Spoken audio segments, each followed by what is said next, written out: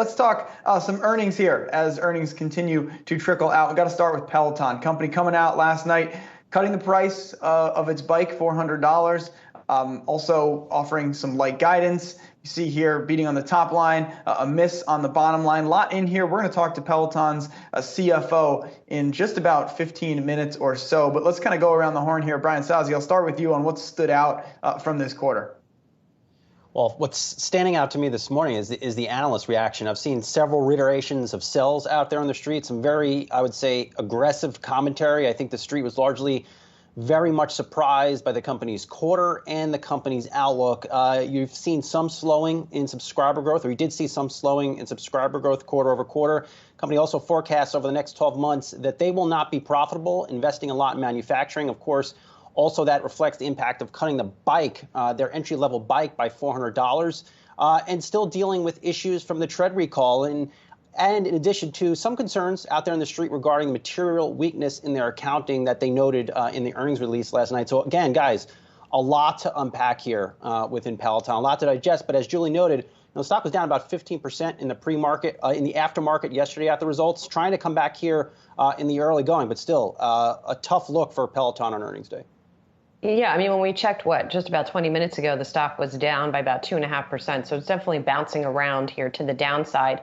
On the tread problems that you mentioned, this morning, Reuters is reporting that the company is getting subpoenas from the DOJ and other regulators related to the recall of its tread and the number of injuries that the company reported or did not report related to that. So that's one of these sort of overhangs that we have to watch for here. And speaking of the treads, the tread returns, the company referenced multiple times on the call, related to its recall or just returns in general, the returns came in higher than the company estimated, and that is responsible for a lower than estimated gross margin of 27.1% last quarter, and the company blamed it on the cost of those returns, which, Myles, when you were digging into the numbers there, it looks like it was around $100 million related to costs for those returns. So looks like potentially that's not going to be recurring. But, we've talked about it before, reputationally, what that kind of a situation does to a company like Peloton, which I think enjoys, especially among its adherents, because adherence is really the word for people who are into Peloton. Because as we know, people who are into Peloton are really into Peloton. But in terms of attracting new customers to the brand, when you get hits like that, does something like a price cut offset it? Does something like new product offset it? I think that remains to be seen. I mean, look, last year at this time, Peloton shares, at the end of August, they were trading at $80 a share. And right now we see the stock is about, 105 or so, 108 in pre-market trading. And ultimately, this is a name that's down, considerably, 160 some odd dollars per share at the end of 2020. So we've already seen some decline in the stock, right around 30% or so. And I think really, we can get bogged down in the margin profile, and analysts are going to, right? That's their job. We can go through the margin profile of the new cohort versus old cohort, tread versus Peloton, all this kind of stuff. But really, what was the company selling when it came public? What were investors buying as we went into the pandemic and through the pandemic, and we thought about where the business sits? It's future of fitness. And I know it's a cliche, but that's what you're buying. You're buying this bet that Peloton is reshaping how we think about fitness, the way we think about using our homes for fitness, the way that people interact with their fitness regimen, right, which we know has been very cyclical through time, mostly because the large majority of people have habits that change over time. They don't really have habits, right? They have fads they go through, a word that the fitness industry does not like to be associated with, but one that it is associated with. And I think really, and they were asked a question on the call and they didn't, have such a great answer for it because they haven't thought about it exactly this way. But, what's the TAM? Right? I mean, I remember talking to an analyst one time about new issues and new startups, and his view was, well, just pick the companies with the biggest TAM and then buy those, and they're going to probably work out. I think in the fitness space, Peloton still clearly has in my view, the biggest TAM of any major publicly traded fitness player out there. But does what's happening now, the price cut with the bike, the recalls of the tread, does that reset what the market opportunity is for Peloton, or does it not? Since those highs last year, the market has said, maybe it does. And I think maybe that's sort of what the wrestling around the stock price has been over the last 18 hours or so. There we go, live pictures on the floor of the New York Stock Exchange. Kazoo ringing the bell. Great name. I feel like I know what this company does, and we may have even talked to them. Do either of you have something on this? Maybe something with a car. Look at how that A is drawn. Is this a SPAC? I think that's the clue. Although all I can think about is an actual kazoo. Right. Bless you. Right. Kazoo. Kazoo. Kazoo. Unfortunately, I don't have one to hand, or else I would be playing it right now. Do we need to have? I don't know if you should have a kazoo handy, right? It's not New Year's Eve. So. Anyway, all right. Again, we're gonna be talking to Peloton CFO Joe Woodworth in about 15-20 minutes or so. So let's kind of table our conversation for that, and a lot to get through there. Let's move on to another name that I know, Brian Sozzi, you care deeply about. That, of course, is the Gap, out with their latest quarter last night. We see here beat on the top and the bottom line. Stock up 4%. Your takeaway. My takeaway, I don't even want to get in the results yet because maybe I'm missing something here. So the Gap CEO, Sonia Singhal, said on the call last night, the Gap hoodie is having a moment in that customers are again proud to be displaying the Gap logo and Gap brand on our chests.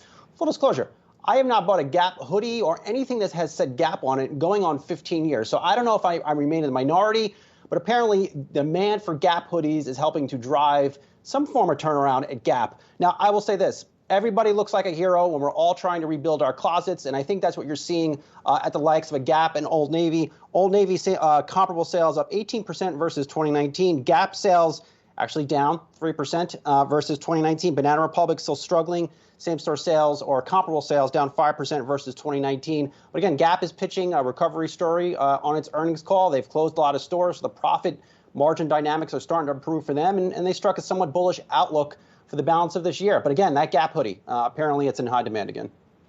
Well, what's interesting is, to be fair, like for a few years, their logo, everything was in and then it was out, right? Consumers sort of migrated away from logos. So I don't know if this is an indication that there's a move back towards logos more broadly, or if it's just a Gap resurgence thing. I don't know.